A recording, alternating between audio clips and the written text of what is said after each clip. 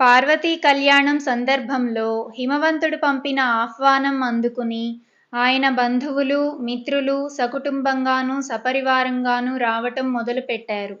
వారు తమ వెంట బంగారు తామర పుష్పాలు, ముత్యాలు, మాణిక్యాలు, పగడాలు మొదలైన కానుకలు తెచ్చారు.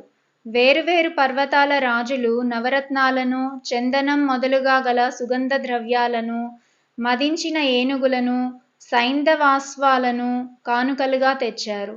హిమవంతుడా కానుకలను స్వీకరించి అతిథులకు గౌరవ మర్యాదలు చేశాడు. వారికి విడుదలు ఏర్పాటు చేశాడు. వచ్చేవారికి విడుదలు తయారు చేయటానికి 10,000 యోజనాల నిడివిగల కళ్యాణ మండపం నిర్మించటానికి హిమవంతుడు విశ్వకర్మ సహాయం పొందాడు. హిమవంతుడుండే ఓపధీపురాన్ని అద్భుతంగా అలంకరించారు. కైలాసంలో శివుడు హిమవంతుడు పంపిన లగ్నపత్రిక అందుకుని సంతోషించి వాయుదేవుణ్ణి పంపి నారదుణ్ణి పిలిపించాడు. నారదుడు వచ్చి తనను పిలిపించిన కారణం అడిగాడు.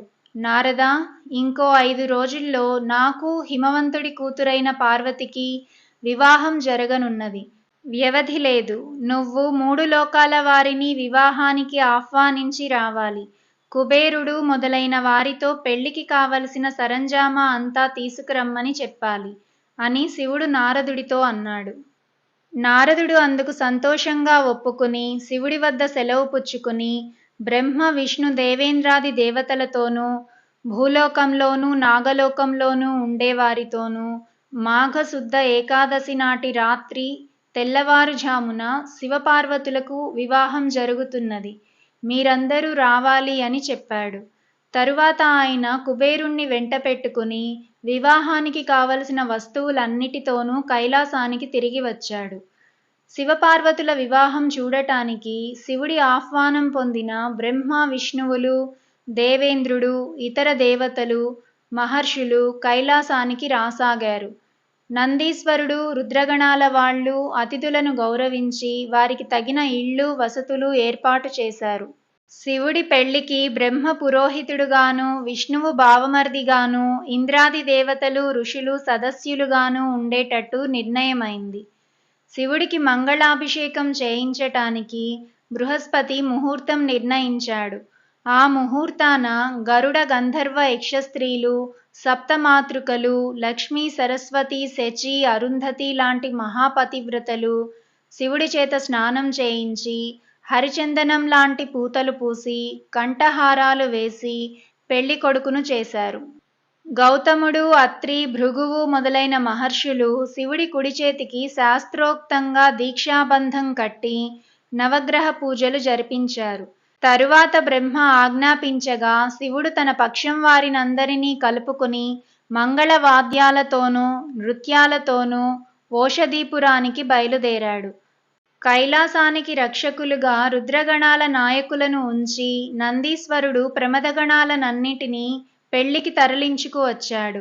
వీరభద్రుడు, చండీశ్వరుడు, భైరవుడు, నందీశ్వరుడు తమ తమ వాహనాల మీద బయలుదేరారు.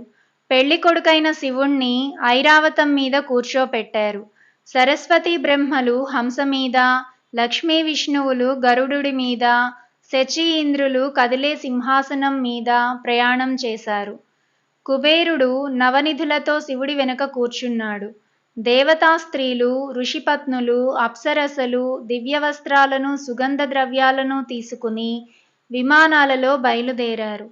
పెళ్లివారు నగరం సమీపిస్తూ ఉండగా హిమవంతుడు తన పురోహితుడైన గర్గమహామునిని, మేనకను, కొడుకులను వెంటబెట్టుకుని మేళతాళాలతో ఎదురు వచ్చి బ్రహ్మ, విష్ణు, దేవేంద్రులకు, ఋషులకు నమస్కారం చేసి శివుడి ముందు చేతులు మోడ్చి నిలబడి, సర్వేశ్వరుడవైన నీ వల్ల నేను గొప్పవాణ్ణి అయ్యాను. పెళ్లి కొడుకువై నా ఇంటికి వచ్చిన నీకు నా కుమార్తెనిచ్చి వివాహం చేస్తాను. నువ్వు ఆమెను వివాహమాడి నన్ను, నా వంశాన్ని పవిత్రం చెయ్యవలసిందని ప్రార్థించుతున్నాను అన్నాడు. ఆయన శివుడికి బట్టలు, గంధపుష్ప తాంబూలాలిచ్చి అందరికీ పాలు, పానకాలు ఇచ్చి శ్రమ నివారణకు వింజామరలు వీయింపచేశాడు. హిమవంతుడి పక్షపు స్త్రీలు శివుణ్ణి చూసి, మన పార్వతి అదృష్టవంతురాలు, కోటి మన్మధులకు సమానమైన భర్త ఆమెకు లభించాడు అనుకున్నారు. మేనక శివుడి ముందు చేతులు జోడించి, సదాశివ, కిట్టని వాళ్ళు చెప్పిన మాటలు విని నిన్ను నిందించాను. నా తప్పు మన్నించి మా ఇంటికి వచ్చి మేము చేసే వరపూజలు గ్రహించి మా పార్వతిని వివాహం చేసుకో అన్నది. పెద్ద ముత్తైదువులు వచ్చి శివుణ్ణి దీవించారు. దారి పొడుగునా పుష్పాలు, ముత్యాలు, అక్షింతలు చల్లుతూ మేనకా హిమవంతులు శివుణ్ణి విడిదికి తీసుకుపోయి వరపూజ చేసి పెళ్ళికొడుకు పరివారానికి ఏ లోటు లేకుండా ఏర్పాటు చేసి తమ ఇంటికి తిరిగి వచ్చారు. కులాచారం ప్రకారం పార్వతి అంబిక ఆలయానికి వెళ్ళి ఆ దేవిని పూజించింది.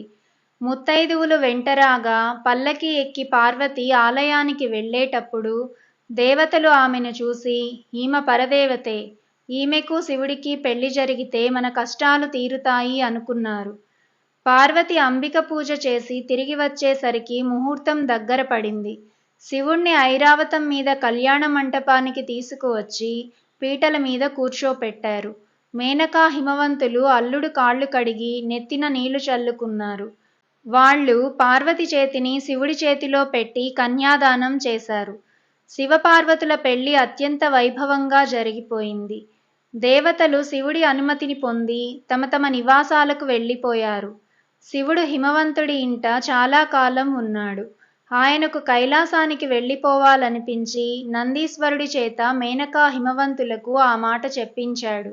మేనకా హిమవంతులు పార్వతిని శివుడి వెంట పంపించడానికి సన్నాహాలన్నీ చేశారు.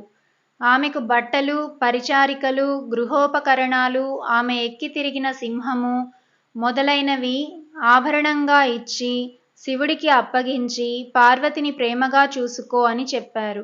పెద్ద ముత్తైదువులు పార్వతికి చెప్పవలసిన నీతులన్నీ చెప్పారు. ప్రయాణానికి మంచి ముహూర్తం చూసుకుని పార్వతితో సహా కైలాసానికి తిరిగి వచ్చి మహర్షుల సహాయంతో శివుడు గృహప్రవేశం చేశాడు. 3 రోజుల పాటు శివుడి ఇంట విందులు జరిగాయి.